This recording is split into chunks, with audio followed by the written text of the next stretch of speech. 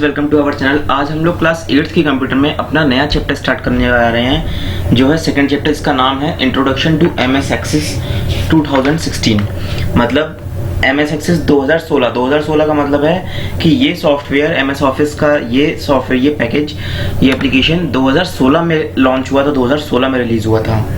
तो आज हम उस चीज़ के बारे में थोड़ा सा डिस्कस करेंगे, ये आखिर एमएस एक्सेस क्या है, मतलब कि उस पर बेसिक क्या है, उसका इंट्रोडक्शन क्या है। तो चलिए शुरू करते हैं अपनी वीडियो को। पहला टॉपिक है इसमें हमारा डेटाबेस। डेटाबेस क्या होता है? A database contains data pertaining to one particular entity और ऑर्गेनाइजेशन। मतलब डेटाबेस एक ऐसी जगह है जहां पर एक चीज से रिलेटेड या एक संस्था या एक ऑर्गेनाइजेशन से रिलेटेड सारा डेटा इकट्ठा होकर रखा जाता है, कलेक्ट करके रखा जाता है। ठीक है। अब वो डेटाबेस किसी भी फॉर्म में हो सकता है, चाहे आपका फिजिकल फॉर्म हो, चाहे आपका लॉजिकल फॉर्म हो। फिजिकल फॉर्म मतलब हार्ड कॉपीज के फॉर्म में, जैसे नोटबुक मैंने कोई डेटा अपना तैयार कर रखा है, वो डेटाबेस हो सकता है। या फिर कंप्यूटर मैंने अपना कोई डेटा सेव कर रखा है, वो डेटाबेस हो सकता है। अब इसका एक बहुत सिंपल एग्जांपल लूँ तो वो है डेटाबेस ऑफ ए स्कूल, मतलब किसी भी एक स्कूल का डेटाबेस।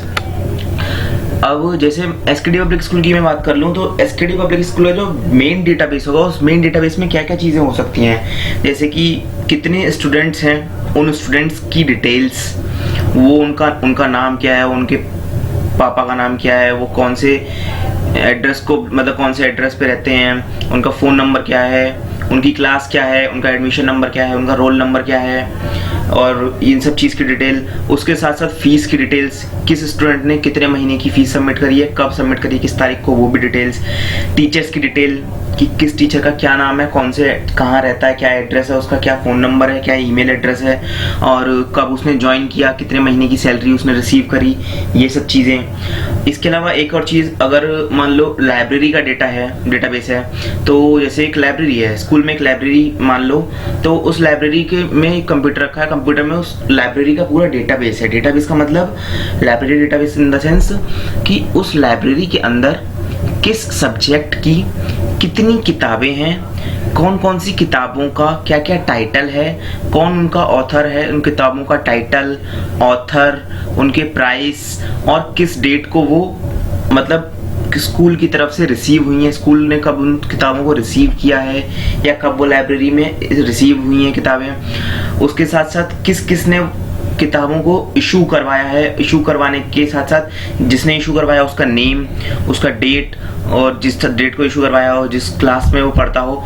वो सब चीज़ें, और कौन सी किताब हो, उस किताब का प्राइस। तो ये सब चीज़ें क्या है, ये डेटाबेस है। मतलब किसी भी पर्टिकुलर चीज़ से रिलेटेड या ऑर्गेनाइजेशन से रिलेटेड एक जगह पर बहुत सारा डेटा इकट्ठा करना, वो क्या कहलाता है, डेटाबेस। नेक्स्ट हमारा डीबीएमएस, डेटाबेस मैनेजमेंट सिस्टम। जो सॉफ्टवेयर या जो सिस्टम डेटाबेस को मैनेज करने का काम करता है, उसको हम बोलते हैं database management system, in short DBMS. It allows us to create, access, update and query a database. मतलब डीबीएमएस जो सॉफ्टवेयर होता है वो हमको क्या अलाउ करता है कि हम एक डेटाबेस को क्रिएट कर सकते हैं, उसको एक्सेस कर सकते हैं, उसको अपडेट कर सकते हैं, मॉडिफाई कर सकते हैं, और उसके साथ साथ एक क्वेरी भी जनरेट कर सकते हैं उस डेटाबेस के लिए। क्वेरी इन द सेंस, मान लो मुझको कोई चीज़ उसमें से चाहिए, जैसे मैं चाहता हूँ कि मई के महीने में मई 2019 में कौन कौन से टीचर्स ने स्कूल ज्वाइन किया, तो मैंने ये क्या करी, एक क्वेरी जनरेट करी कि list of teachers joining date May 2019। ठीक, तो जो भी मेरे पास रिजल्ट आएगा वो क्या आएगा, उस क्वेरी के हिसाब से, उस क्वेश्चन के हिसाब से रिजल्ट आएगा उस डेटाबेस के according. Allows us to access, modify the data and print the data in a predefined format. मतलब कि डेटाबेस मैनेजमेंट सॉफ्टवेयर सिस्टम जो है, जो डीबीएमएस है, वो हमको क्या अलाउ करता है कि हम किसी भी डेटा को, जो उस डेटाबेस के अंदर डेटा ऐड है, कंटेन किया हुआ है, उस डेटा को एक्सेस कैसे कर सकते हैं, उस डेटा को मॉडिफाई करने का काम, और उसके साथ साथ उस डेटा को प्रिंट करने का काम, वो भी एक प्री डिफाइंड फॉर्मेट में। प्री डिफाइंड फॉर्मेट का मतलब कि अगर मुझे किसी चीज़ की क्वेरी चाहिए और किसी चीज़ का रिजल्ट चाहिए और वो मेरे को प्रिंट करना है, तो वो प्रिंट मेरा एक पर्टिकुलर फॉर्मेट में ही होगा। ठीक, ये नहीं कि मैंने कोई क्वेरी जनरेट करी उसके हिसाब से जो रिजल्ट आया वो उटपटांग तरीके से कहीं का नाम, किसी का नाम कहीं लिख रहा है, कहीं डेट लिख दी है, कहीं सीरियल नंबर, कहीं सैलरी, कहीं क्लास, कहीं रोल नंबर, कुछ भी जो लिखा आ रहा है सब उटपटांग तरीके से भेज दिया। ऐसा कुछ नहीं, एक प्री डिफाइंड फॉर्मेट में ही डेटा प्रिंट होकर आता है। अब कुछ मेन एग्जांपल्स हैं जो बहुत ज़्यादा फेमस हैं। इनमें पहला है माइक्रोसॉफ्ट एक्सेस, MS एक्सेस, जिसके बारे में हम आगे वीडियोस में कवर करेंगे, पढ़ेंगे।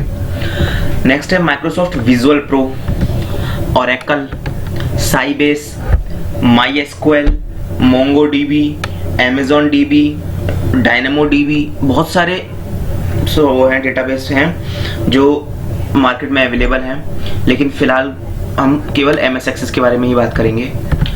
अब DBMS तो हो गया डेटाबेस मैनेजमेंट सिस्टम, ठीक।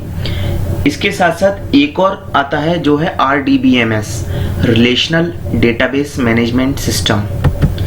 रिलेशनल डेटाबेस मैनेजमेंट सिस्टम का मतलब होता है कि ये DBMS जो RDBMS होता है एक रिलेशन में रह के काम करता है। मतलब एक रिलेशन में रह के मतलब एक दूसरे से जुड़कर, लिंक होकर काम करता है। It is a special type of DBMS where data is stored in a number of separate but linked tables। मतलब इस डेटाबेस में क्या होता है कि जो डेटा स्टोर करते हैं वो बहुत सारे टेबल्स में स्टोर करते हैं, अलग अलग सेपरेट टेबल्स में, लेकिन वो सब टेबल्स क्या होती हैं, एक दूसरे से कनेक्टेड होती हैं। ठीक है, एक दूसरे से कनेक्टेड होती हैं इन द फॉर्म जैसे कि टीचर्स की लिस्ट, उसके बाद एक स्टूडेंट्स की लिस्ट, क्लास की लिस्ट, किस क्लास में कौन टीचर क्लास टीचर के तौर पे है, किस क्लास में कौन कौन टीचर पढ़ाता है, सब्जेक्ट टीचर के तौर पे है। तो वो सब क्या होते हैं, अलग अलग लिस्ट टेबल्स होती हैं, वो एक दूसरे से लिंक्ड होती हैं, एक दूसरे से जुड़ी हुई होती हैं। It allows us to create, maintain and query a relational database. जो काम हमको DBMS करने को अलाउ करता था वही काम कौन करता है, RDBMS अलाउ करता है। किसी भी डेटाबेस को क्रिएट करना, उसको मेंटेन करना, अपडेट करना, मॉडिफाई करना, चेंज करना और या फिर क्वेरी जनरेट करना डेटाबेस में, वो सब काम कौन कराता है, RDBMS भी करने देता है हमको।